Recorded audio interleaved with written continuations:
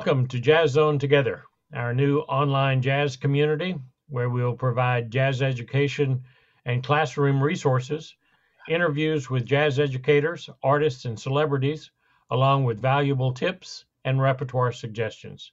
Today, we welcome Miles Osland, multi-talented musician, music educator, and professor of saxophone at the University of Kentucky, where he is also director of jazz studies. Now I'll turn the microphone over to Dick Dunscomb to conduct the interview with Miles. Dick, it's all yours. Thank you, Bob. Boy, this is one I've been looking forward to. Miles Osland, good morning. Good to see you. Morning. Good to see you, Dick. We're thrilled to have you on board today. And many people know of your outstanding work in the education and jazz education field with your University of Kentucky Big Band and your writings and your playing and everything else. But first, let's take a few minutes and have you tell us how it all began for you. Well, I'm originally from San Diego. I'm a California boy, and I started on the flute actually at the age of 10 and had a real great instructor that pushed me to start multiple instruments very soon. And I added the saxophone at 11 and clarinet by the age of 12. And then I was actually a classical clarinet major, mostly because that's where the scholarship money was. But at my undergrad at Cal State Northridge, up in the LA area for my undergrad. While in the LA area, I got to study with the likes of Charles Bay and Gary Foster, and played in the LA area. This was in the 80s, mostly in the early 80s, with many different groups, not only at Cal State Northridge, but at many of the different clubs at the time in the LA area, the old Carmelos and so forth. Got to play with different groups, including Claire Fisher's Salsa Picante a few times. That was a blast. Well, then I left LA and I continued my master's in New York at Eastman School of Music in Rochester. With Ray Ricker and Ray Wright at the time at Eastman, and I always wanted to be a performer. I was a what they call the jazz and contemporary media saxophone major there at Eastman, but still I was really concentrating on the trio of instruments, still the flute, the saxophone, and the clarinet.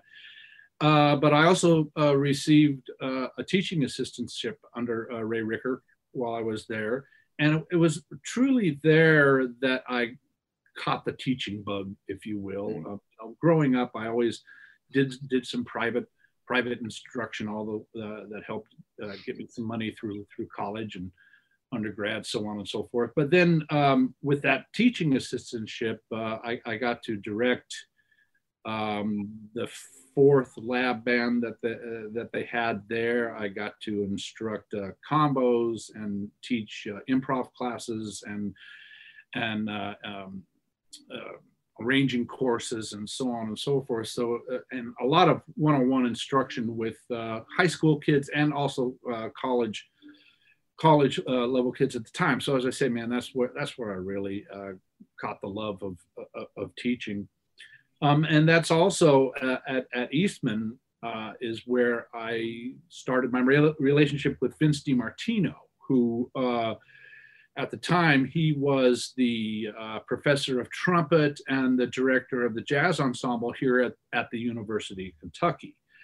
So when I finished up at the Eastman School of Music, and then a position opened up here at UK, Vince twisted my arm to come to Lexington. And so that was 30 years ago. So that brings us up to date pretty much.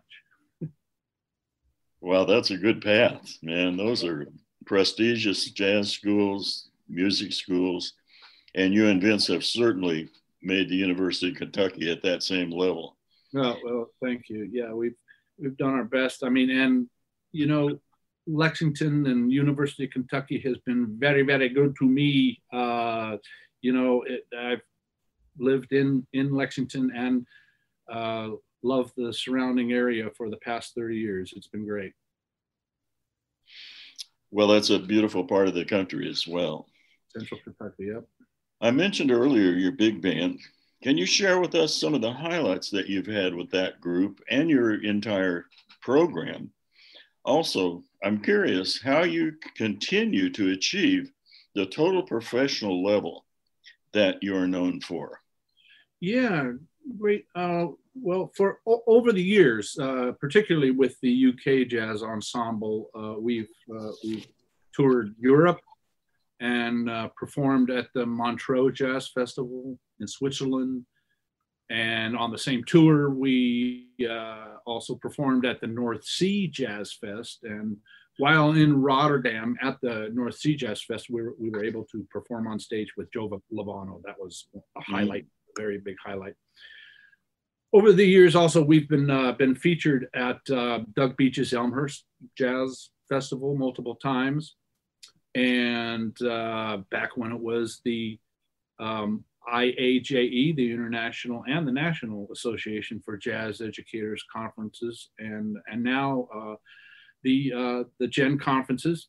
And of course, Dick, as you know, I'm very proud of our 4 invitations over the years to perform at the Midwest International Band and Orchestra Clinic in Chicago.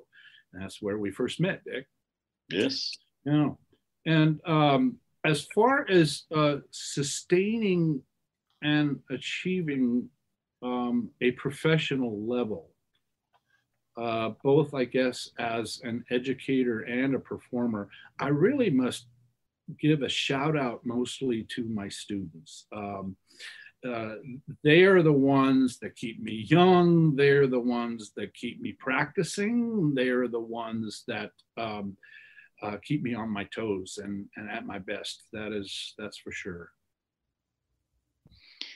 You know, today we have a lot of jazz educators that'll be viewing these videos.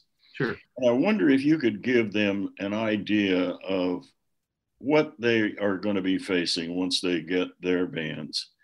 Because today, a lot of the universities don't really have the opportunity to prepare the students for that experience. So give us a little bit of an outline about what creating a program from the bottom up looks like. Right, and that's what I did here at the University of Kentucky. Vince DiMartino, as I said, he was the director of the ensemble, and then he turned over those duties to me 30 years ago. But there was no program or other jazz classes courses in place. And so that's really what I had to do, is keep building upon what the good foundation of what Vince started here.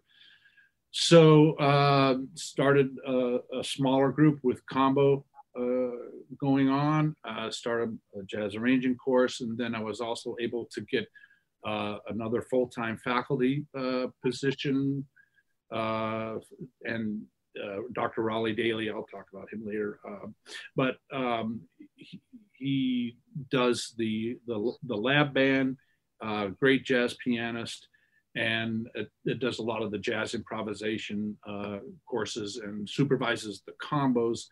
And so what I like about the University of Kentucky is we don't have per se an undergraduate degree in jazz, but we have everything that is offered in your traditional jazz studies curriculum. So, you know, what I try to instill in my students is that real life aspect of courses. So, you know, that's what I like, and what I really think the strength is, at least here at the University of Kentucky, what we've built up. Well, it sure is working. Thanks. Let's now focus on you as a performer. I know that you're equally adept at classical and jazz styles. I find that that's really a positive feature going forward in the field today. Mm-hmm. Talk to us a little bit about that. Yeah, Dick, that's also something that I try to instill into my students, versatility. All of my performance saxophone majors here at UK, they're performing each semester in a classical saxophone quartet, a jazz saxophone group that I call Mega Sax. Those are the small group experience. And the small group experience is very important, because in a larger ensemble, you know, that's a whole different experience. But I believe where you truly learn how to be a soloist and independent as a musician, it's really those small group experience, and specifically for a saxophonist in a classical saxophone quartet, and a mega sax, a more jazz oriented small group, and of course the jazz combos too. But then for the larger ensembles, all the majors are also performing in a jazz ensemble and a wind ensemble.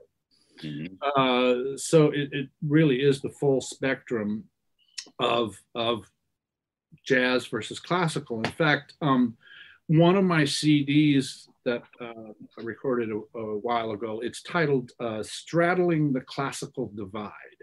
Mm-hmm. And that's what I feel I'm trying to do with myself, and trying to instill in my students every day, trying to close the gap of that divide between jazz and classical genres, or whatever we think of what that musics are.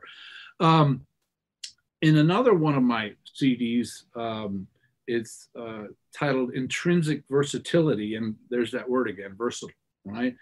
And on the recording, I play classical and jazz pieces on flute, including piccolo, alto, and bass flutes, clarinet, and all four saxophones. So it's just it's something that was instilled upon me with my teacher, as I said, very early on, that got me introduced into multiple reed playing from the very beginning.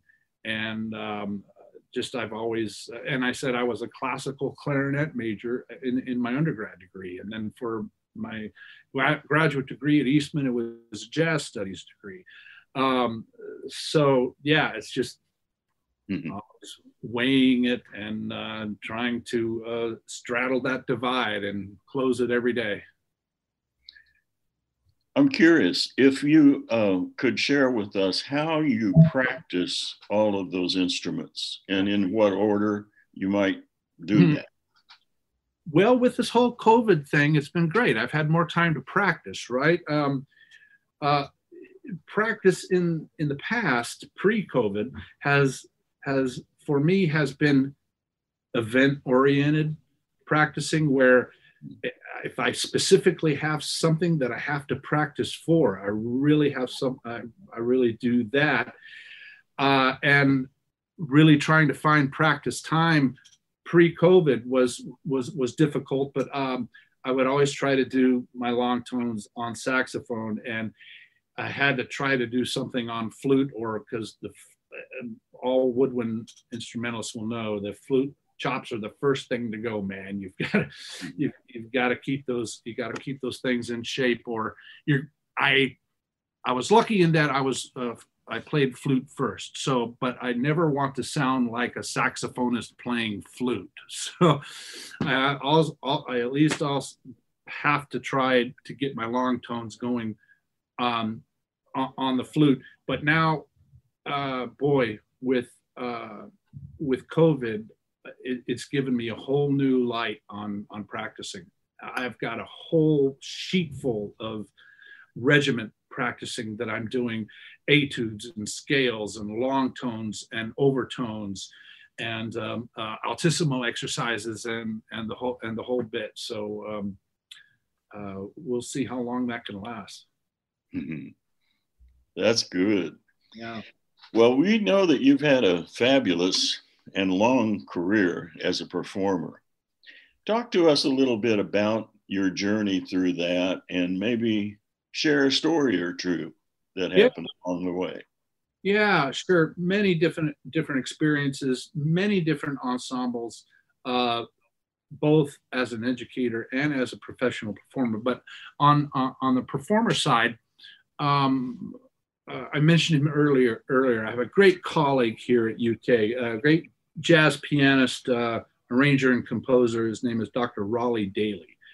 And we've played together in many different ensembles, from duo to trio, all the way up to big band, obviously, over 20 years now. But we have a group that started out as, your typical jazz faculty quartet, quintet group ensemble, but we call it the Osland Daily Jazz Tet. And that group also has, we got to tour Europe and we performed at Montreux and North Sea. Raleigh is a very prolific composer. And with that in mind, we do a lot of original work, and he does great arrangements on standard tunes. And so with that group, we've recorded well over 3 CDs with that group over the years. I also co-direct a group, the Kentucky Jazz Repertory Orchestra. I love performing with that group because the inner Johnny Hodges comes out in me. It's one thing. I get to be Johnny Hodges from the Ellington Orchestra. It truly is the great repertory experience of trying to recreate the great recordings of the past. And that group actually came together for the 100-year anniversary of Ellington's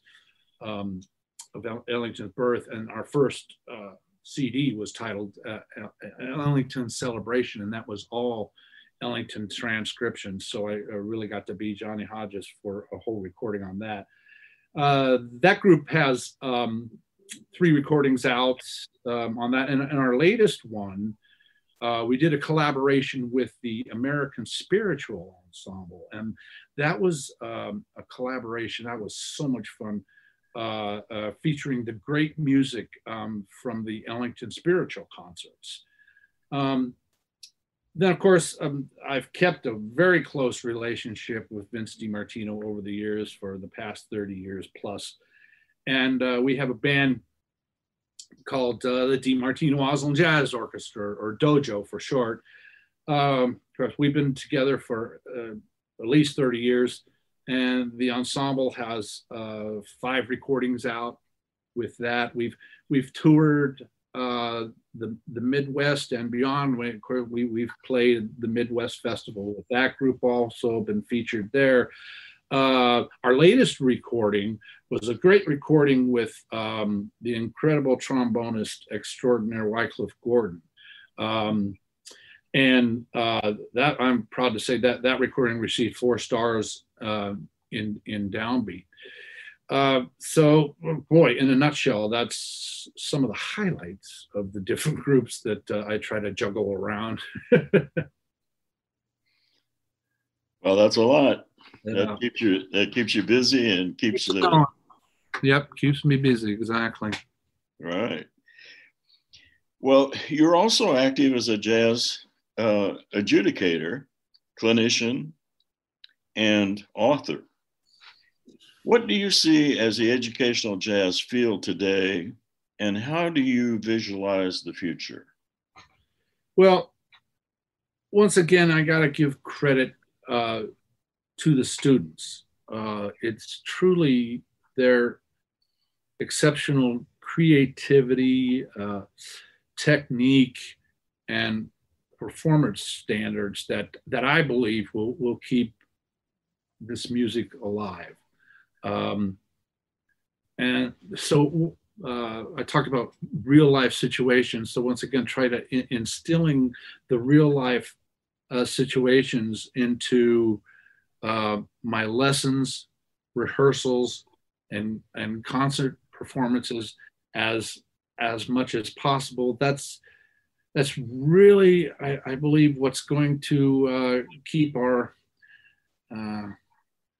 genre alive, not only at the educational academic level, but then when they get out into the real world, hopefully they're ready for it and they've had a little bit of real life experience and they can take that into real life and try to make a living, either what they want to do in academia or in the professional playing world.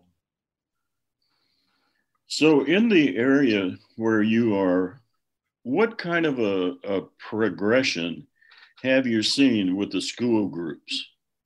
Are they getting better? Are they, what's happening? Yeah, good question. There's always going to be, here in the Midwest or in the middle of the country. One thing I found, of course, as I said, I'm from the left coast. I'm from California. I spent a lot of time in New York on the left coast, and boom, here I am for 30 years in the middle. One thing that I found is that wherever you are, for me, for example, San Diego, Wyoming, I spent some time teaching there. Maine, I spent some time teaching in that area. Wherever you are, there is an exceptional high level of performance. The difference is not, I found at least, the difference is not the quality of wherever you're at in the country, it's the quantity of how many of those musicians are in that area. Of course, there's going to be a bunch of musicians in Chicago, LA, New York, so on and so forth. But I have the same high level standard of playing musicians here in the Midwest that I've been able to perform with, record with, and keep the music alive with. So and I think it's the same with the students. There's always going to be great students, and that level is going to always be good. It's just it's not the quality, it's the quantity. How many of them are going to be there in one certain program or another program, so on and so forth, to keep it going. The more of those great players that you have, the better you're going to be. It's all about the students. I know that you've been active and very involved in IAJE and GEN throughout the years. Let's talk for a minute to the young jazz educators that are coming out, the importance of belonging and participating in those organizations. Yeah, I was a member way back when, as I say, when it was the National Association of Jazz Educators, and then it became the International Association of Jazz Educators, and now, of course, it's the Jazz Educators Network. And just great institutions to be a member of, both from a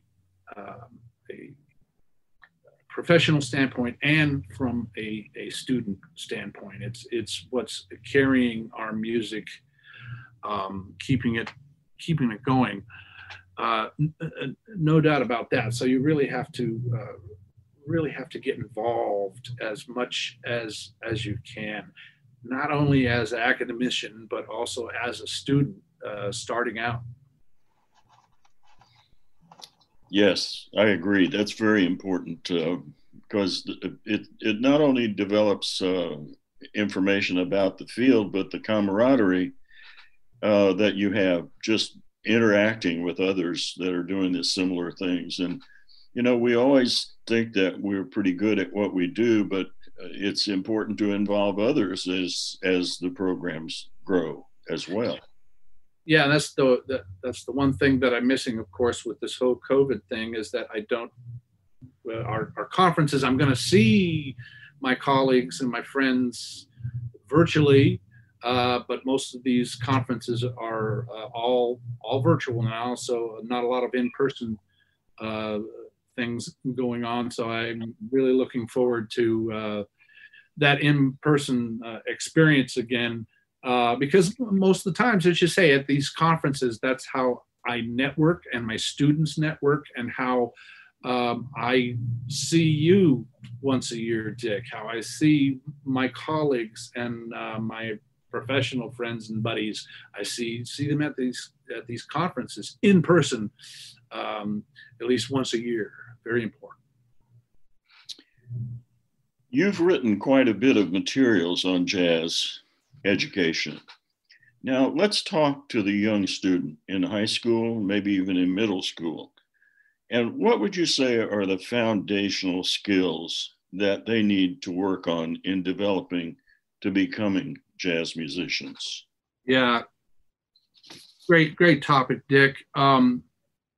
I've published a 2-volume scale anthology. Here it is right here. It's a scale anthology. This is volume 1, and its subtitle is Linear and Vertical Exercises for the Contemporary Saxophonist. Now that's a kind of highfalutin name and subtitle, but what it is just exercises in arpeggios, vertical and linear scales, everything that you would need for applying it to improvisation.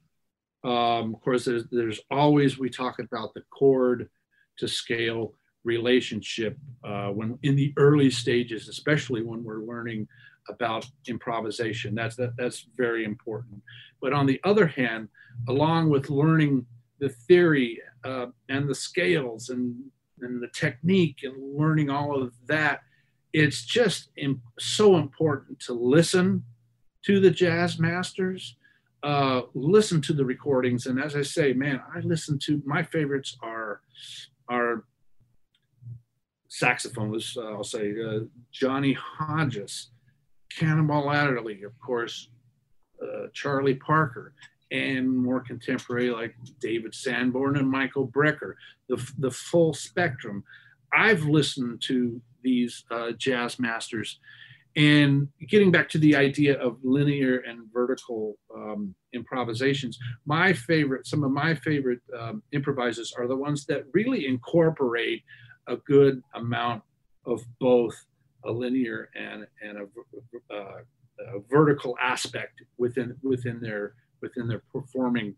So how you learn about that is through transcription of solos. So transcription is key. It is so important to not only listen to those recordings, but then to get down and transcribe those recordings, put them down on paper. What I do with my students is I have them not only write down the notes, but I go one level further and I have them write in the articulations and all the exact phrasings that all these jazz masters are doing. Because remember the old adage, it's not what you play, it's how you play it. So the what you play are the notes. And so you've got to do that. You've got to have the right notes. You've got to have the right note to chord relationship when you're improvising.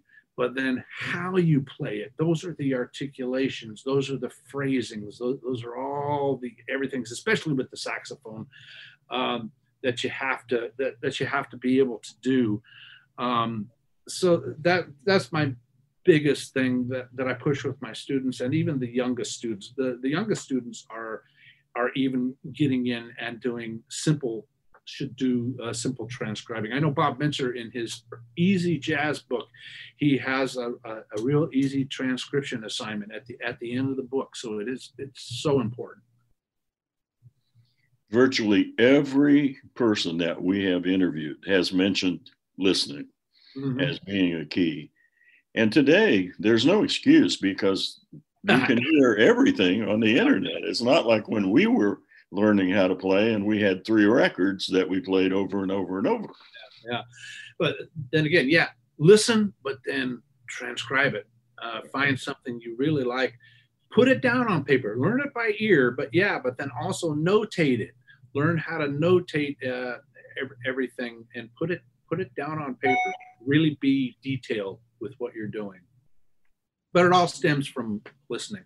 And I think in many cases, you don't try to transcribe the whole solo. Take certain measures and build on that, right? Right. And one of the things that I do with my students is, of course, they'll transcribe a big section or a full solo, but then we'll just take a 2 or a 4 bar great lick, a great 2-5-1 lick phrase that they play, and then learn that in all 12 keys. That's another great exercise. Well, we've sure talked a lot about listening through the series. Great. So now it's time for us to listen. Great. We would love to hear you play for us. Could you do that? Yeah. My latest project is called Collaborations, and this is Collaborations Volume 1. It's a collaboration with the guitar professor here at UK, Dieter Hennings-Yeomans, and then also the drum set professor here, Paul Dethridge. I also have in the can Volume 2 and Volume 3 of this whole collaborations project, still waiting to be tweaked. Of course, what's nice is that those are funded, but been put on hold a while during this whole COVID thing until I can go back into the studio and actually tweak and finalize some of that. And then there's also a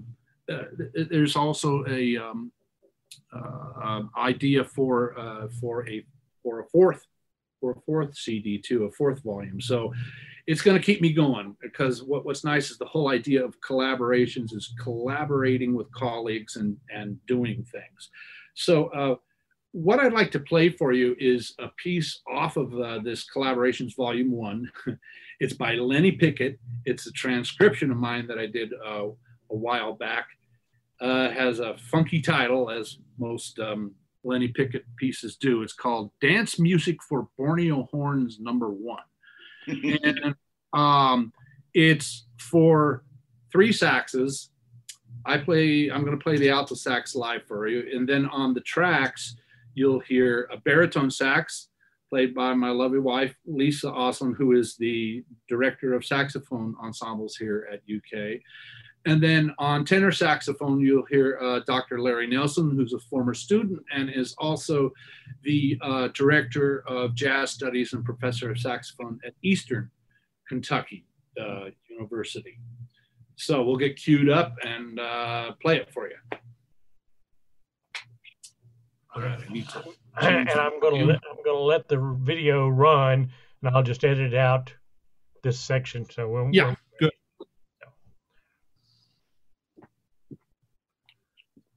Let's see here.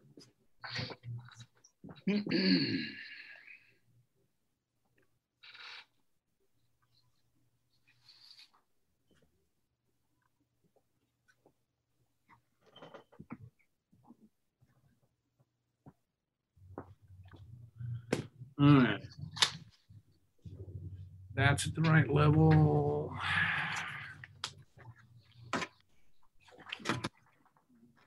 My reeds wet. I'm doing what you need, Dick. You bet, man. Great.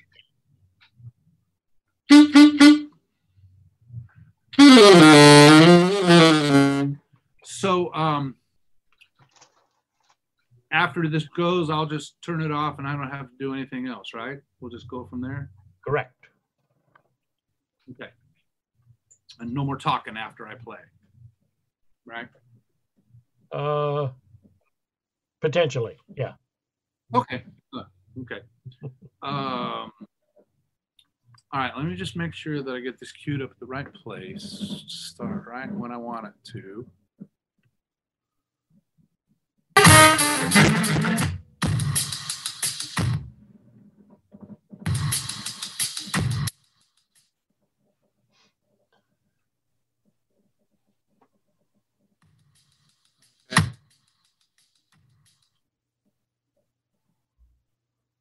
All right.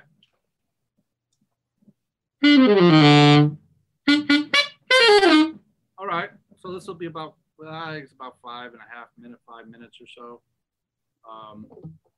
So just ready to go, huh? I'll hit it. Here we go.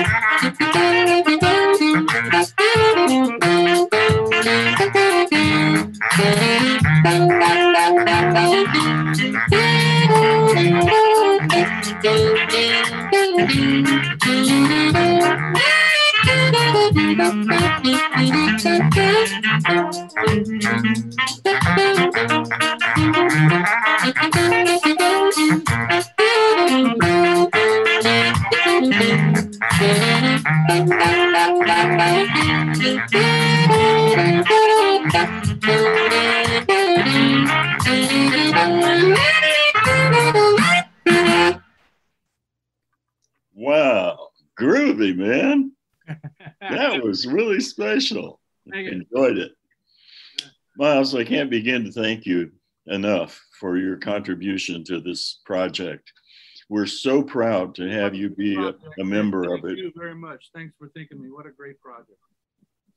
Thank you. Be well, my friend. Miles, thank you. To our viewers, we appreciate you joining us today and for being a part of Jazz Zone Together. We hope you found the presentation of real value. We hope you'll join us for future episodes. In the meantime, please stay safe and please keep making music.